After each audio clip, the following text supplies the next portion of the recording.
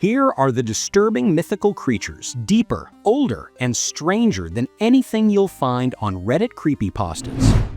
Mary-san. In Japanese myth and folklore, Mary-san starts as an innocent doll, or a girl, or something that used to be both.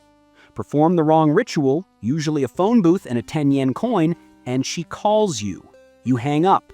She calls again. Each time she tells you where she is. I'm Mary-san, I'm at the flower shop. I'm Mary-san, I'm at the station. I'm Mary-san, I'm in front of your house. And then the final one, I'm Mary-san, now I'm behind you. You never get to hear what comes after. In game terms, Mary-san equals stalking ghost with location updating teleports that end in an instant kill. The manananggal. At first glance, she just looks like a tired, cranky old woman, and sometimes a beautiful woman. Then midnight hits. She rips her torso off, leaves her lower half standing like a sad mannequin, sprouts giant bat wings, and flies into the night with her insides hanging like horror decorations.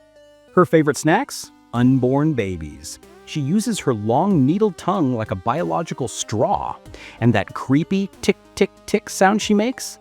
The farther away it sounds, the closer she actually is. Her one weakness? Her abandoned legs. Salt, ash, garlic, even burning it, keeps her from reattaching. If sunrise hits and she's still half a person, game over for her. Peace restored for everyone else. In game terms, manananggal equals airborne boss with high mobility, vampiric attacks, and a critical weak point at the base.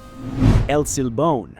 El Silbón was once a spoiled boy who murdered his own father after not getting the meal he wanted. His family cursed him, and he was condemned to wander the plains forever, carrying a bag of bones that never stops rattling. You hear him before you see him. A whistle that climbs a perfect musical scale, do, re, mi, then falls back down again. Here's the nightmare twist. If the whistle sounds close, you're safe. If it sounds distant, he's right on top of you. At night, he slips into homes and counts the bones of the sleeping family. If you wake up and notice him, you live. If you sleep through the counting, someone is gone by morning. He stalks drunkards, wanderers, and anyone unlucky enough to cross open ground alone at night. Dogs howl when he's nearby, the only real warning you get. In game terms, El Silbón equals stealth debuff boss with reverse proximity mechanics and death-triggered AoE. The Pontianak. Born from the death of a woman during childbirth, the Pontianak appears as a beautiful woman dressed in white until she gets close enough for you to notice the corpse-like details. She haunts banana trees, waits at roadsides, and hunts men who walk alone at night. If she laughs softly, she's far. If she screams loudly, she's close. If she's silent, you're not going to like where she is. She attacks with long nails and a bite that tears straight through the stomach. Sometimes she disguises herself as a normal woman until her face shifts. In game terms, Pontianak equals stealth ambush spirit with proximity audio cues and high burst damage. The Nuckelavee. From the waters of Orkney comes a creature that skipped the skin install during creation. It's half horse, half rider, except the rider is fused into the horse's back like a glitch, with arms so long they scrape the ground. Its exposed veins pulse with black blood. Its single eye burns like a furnace. Its breath poisons crops, kills livestock, spreads disease. When seaweed fires filled the islands with smoke in 1722, the Nuckelavee went on a rage tour, destroying everything and everyone. Only blessing, it cannot cross fresh water. If it chases you, run toward a stream and pray. In game terms, Nuckelavee equals toxic, skinless boss monster weakened or blocked by fresh water barriers. The popobawa. From the islands of Zanzibar comes the popobawa, a creature that attacks at night and leaves entire villages terrified. It appears as a shifting shadow with a single glowing eye, sometimes winged, sometimes completely formless. What stays the same is the terror it brings. The popobawa sneaks into homes at night, sits on the chest of the sleeping victim and suffocates them with a crushing weight. Victims wake up unable to move, breathe, or scream, a supernatural sleep paralysis you can't escape. Its attacks often come in waves, one house tonight, another tomorrow, until whole communities sleep outdoors out of fear. The creepiest detail? The popobawa doesn't whisper, howl, or hiss. It speaks, clearly, in a human voice. In game terms, popobawa equals night raid shadow entity with paralysis, fear effects, and chain event attacks. The skinwalkers. Now shifting from fun, creepy folklore to something taken very seriously in Navajo tradition.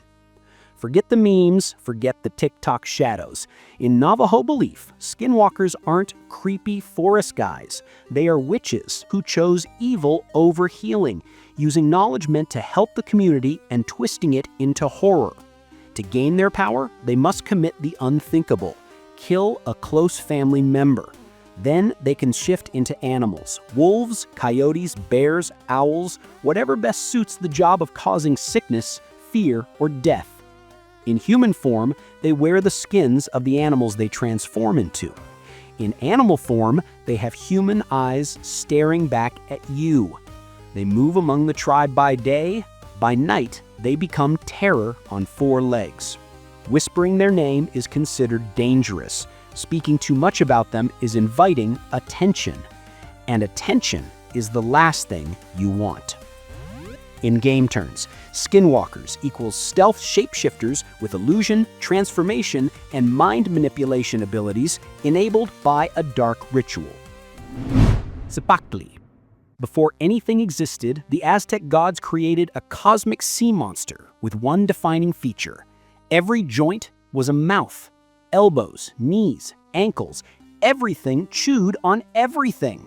Cipactli was so hungry that anything the gods created fell into the ocean and got devoured immediately. So the gods teamed up, all four of them, and fought the beast. One god even lost a foot during the battle. When they finally killed Cipactli, they used its body as the blueprint of reality. Its head became the heavens, its torso became the earth, its tail became the underworld. The world is literally made from a monster that would have eaten it. In game terms, Cipactli equals a massive, multi-mouth world boss whose body becomes the game map after defeat. So, tell me, which one deserves its own modern horror game? Thanks for watching. If you enjoyed this deep dive into terrifying mythical creatures, don't forget to like, subscribe, and hit that notification bell so you never miss a video. Be sure to check out my other videos for more lore, mythic beasts, and spine-chilling stories. See you in the next one.